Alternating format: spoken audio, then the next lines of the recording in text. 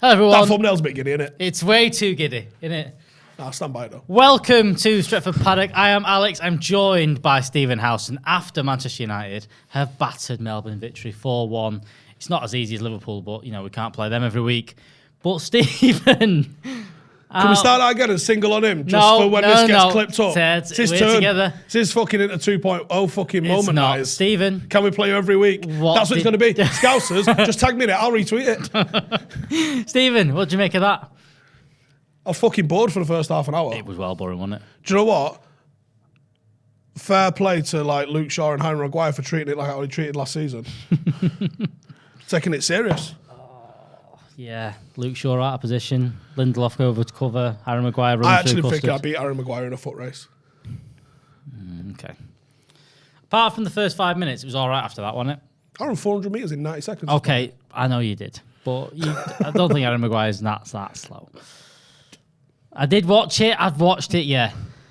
Right, starting off, first goal, 5 minutes in, Harry Maguire is going to be pinpointed for that one, isn't he? Yeah, and he is. And it's the whole thing that we've been saying about him is Harry Maguire cannot play a high line. Yep. I've seen nothing to change my mind on that. Do you think that there was any point in that wasn't just his fault, though? Do you think there was it was a collective brain fart. It's just that he was technically in a good position. He's just not physically capable of covering that sort of ground. Mm-hmm. So if he's in a good position and he still can't prevent the goal, that's fucking bad, isn't it? If he was in a bad position, you can go, oh, he was in the wrong position. Yep. He'd have got there, though. Yeah. But he was in the right position. And he didn't keep up with play. And I don't think he was fucking chasing Usain Bolt either. No, he wasn't. You can give him the benefit of the doubt because of first game back, 4 minutes in, maybe not quite up to speed. A little bit of the benefit of the doubt. After that first goal, United kind of settled into it a bit. The chaos kind of subsided. Yeah, and they just penned them back a bit. Melbourne sat off. They defended deep. It was a little bit of a worry that United were struggling, as we've seen in the past, to break that sort of block down a little bit. They had five at the back, 5-3-2 sort of shape they were looking at. But United, it's all right saying, oh, they denied space and we struggled to pass through it. We weren't doing the fundamental things correctly. We were playing balls behind ourselves, so any sort of forward momentum that we actually saw in the second half wasn't there in the first half because the technical details on our pass weren't there. You know, there was poor passing all over the show. There was a little bit of a lack of movement. I thought the right-hand side looked good with Sancho, Dalot, Bruno. They was having a little bit of pass and move and people getting beyond the ball and movement. The left-hand side, Alanga looked flat. Shaw looked flat.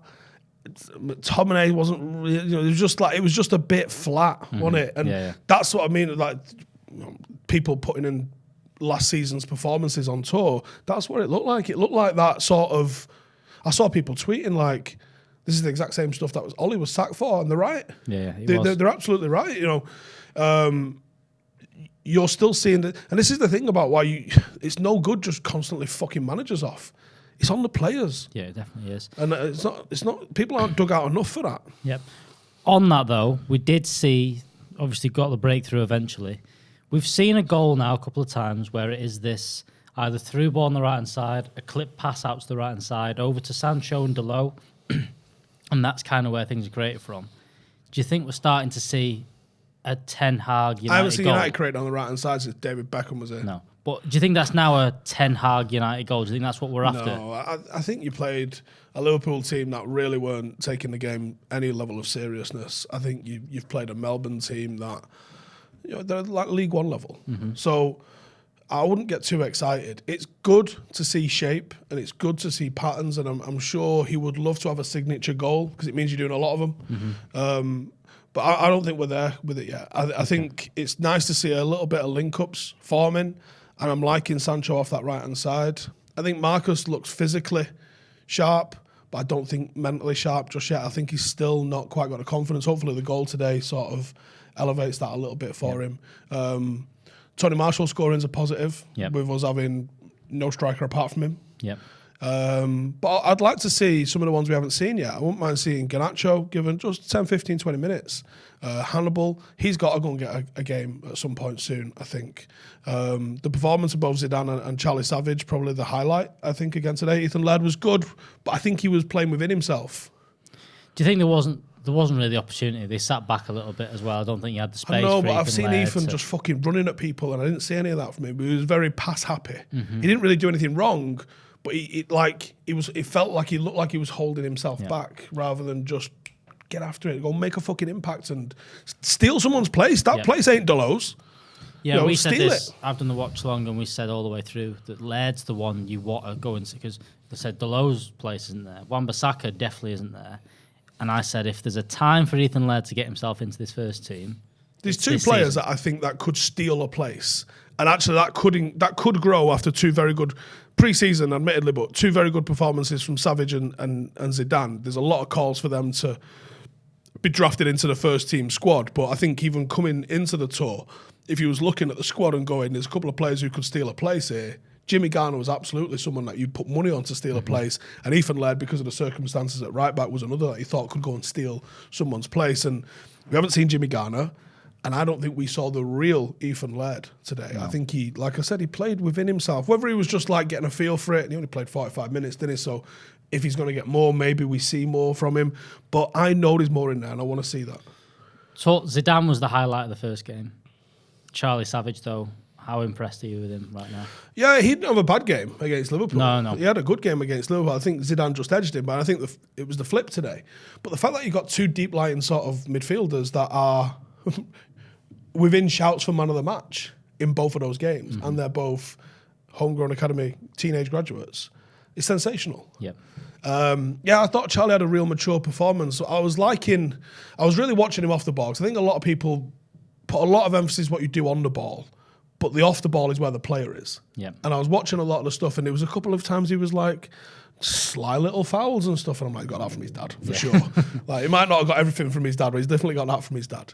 But there was some really good stuff from him. Some really good stuff, intelligent stuff, constantly scanning, constantly making good passes, the right way, the right time. He had a couple of wayward ones. Yep. I think he spread one out, didn't he, for Laird at one point. Yeah, but overall, very good. And the pair of them know the right time. This is the hardest thing to teach, I think, but they both seemingly know the right time to include a bit of risk in their passes. They know when to play. Zidane played a lot back to the defence. Yeah. Okay, no problem with that. If their opposition is sat and they're settled and they're rigid, you have to do that. You have to go and tease. Yeah. And then can I send it back to the defence? That's usually a pressing trigger when it goes from midfield back to defence. That's going to trigger a striker to go and chase after it. Then can you roll out and offer an option to be able to pass back in through the gap that striker's just left? That's intelligent football. It's boring. Yeah. But you see City do it all the time. Probe, come back. Probe, come back. Try and draw someone into making a mistake.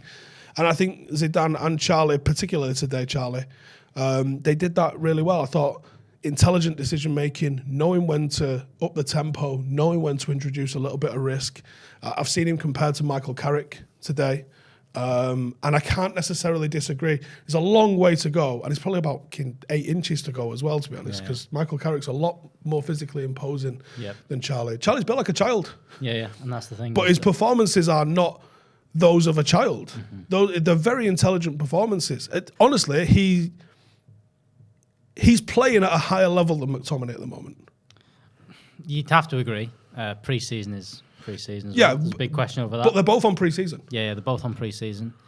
Do you think that there's a chance that either of them are in starting 11s in those first few weeks of the season? There's always a Carabao Cup game early doors. I'm not saying Brighton at home they're going to play. I think you're more likely to see Fred McTominay if we don't get Diogo line. You probably are, yeah. You probably are. Do you see them Carabao Cup him doing same formation? Could potentially do that. Why not? Yeah. Why wouldn't you? What have you got to lose? Carabao there's going to be a million games that we've got to play. Yeah. Carabao Cup ain't going to save your job at United. No. Advice for Eric Ten Hag, freebie, right? If you win the Carabao Cup, as much as we'd all like to win a trophy, they'll still sack you if you don't get Champions League football. Yeah. So protect your form in the league. Do what you got to do in Europe. I'd love to try and win the FA Cup. The Carabao Cup ain't doing shit. develop these kids in there, give them the run out in there. I think it's worth mentioning Donny van der Beek is not taking his opportunity at the moment under the manager that knows him. No, and that's my little bit of worry, again, mentioned on the watch-along, that I felt a little bit vindicated when Ten Hag came out this week and went, he's off the striker. That's where his best thing. He can play deep, but that's not his thing. People were screaming at people saying, why isn't Ollie playing him there? He can't do it. I asked him now, and then, 5, can you play in the 6? And he was like, yeah. He's probably not going to say no because he's just like, I'll play anywhere, just give me a fucking shirt. But he didn't. And now he's been given, look, he's been played in the weaker of the 11s on both occasions now, but he started as number 10. And I can't think of a highlight yet. I can't think of a run of play where you go, I don't even have a little sharp there. On or off the ball? No. Off the ball, he's getting ran past. Yeah. That's the biggest worry for me, is that he's not even being like a part of the press. He's someone we know knows this system more than anyone. He should have been like a gear ahead of everybody else because he should know what the gaffer's after. He can also ask him in Dutch exactly what he means and get the detail on it, which isn't a privilege everyone's got in that squad. And it seems like the game's running past him. He's like grabbing at people at times, and you just think that's someone who's lost. And yet on the ball, I don't remember a key pass. No. I don't remember a through ball, considering that, I'm seeing clever little passes coming from this United team. I'm seeing Chong try stuff. I'm seeing Zidane try stuff. I'm seeing Malacia try stuff. It's not coming off necessarily, but I'm not even seeing Donny try stuff. It's just non-existent. And you've watched, Fred and McTominay obviously have been criticised even in his last 2 games, but I know one was a deflection, one was a bit of lucky. They both got goals. They both imposed themselves a little bit on the games, and you know they're there. They give the ball away now and again. There's a time I know it sounds daft, but they're there. They're trying to do things. Donny van der Beek, I just went, I've not seen him quite try. I think Hannibal's probably sitting there going like, me, for him. What do you reckon? It's going to be soon. Martial, let's mention him one more time.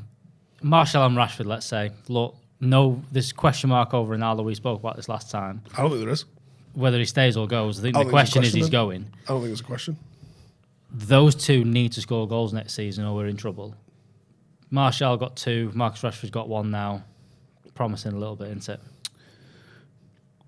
Get it to say that, to be honest. Yeah. It's good to see the scoring, and I hope they get confidence from it, the pair of them. I don't think either. I know Martial literally got man of the match against Liverpool, but I don't believe it was a man of the match performance. No. I think there's more to go. If he keeps scoring, that both of them have got 20 goals in them. We've seen it. Have we seen it with a break where they've both been as bad as they were last season? No, we haven't. We haven't seen that yet. So if they've got the resilience to be able to come back and score those goals, I think Sancho's probably been our best player. Absolutely. Without really getting a lot of credit for that. I think over the 2 games, if I had to say, who here has cemented their place in the 11, he's the only one. I think Bruno's looked all right. He's not really ripped any trees up. I think literally the only player that I go was just come. He's him.